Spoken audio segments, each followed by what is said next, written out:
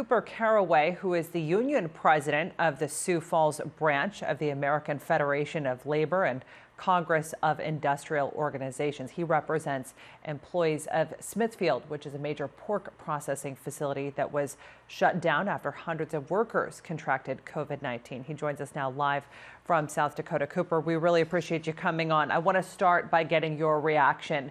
Do you support the president's decision to invoke the Defense Production Act on meatpacking plants? Absolutely not.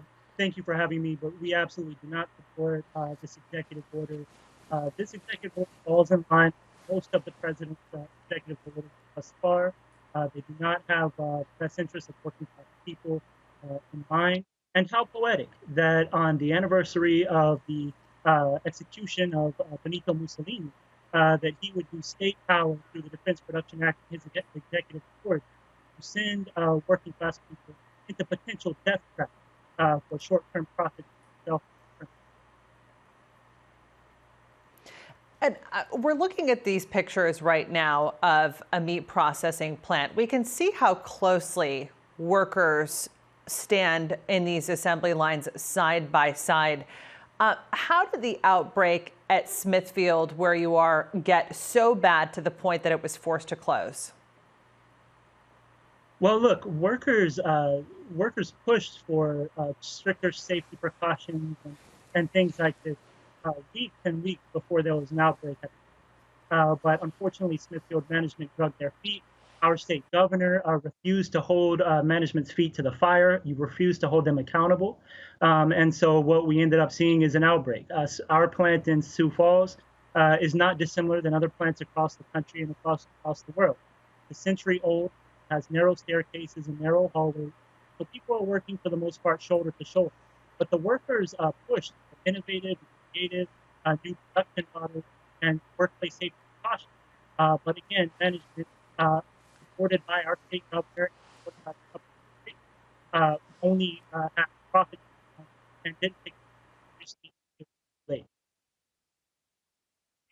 And Kooper, the executive order is expected to remove liability protection. So how can unions hold companies accountable, particularly when, as you mentioned to our producer on the phone, that these companies offered incentives for workers to come in, which would have put all employees at a greater risk of getting sick for COVID-19?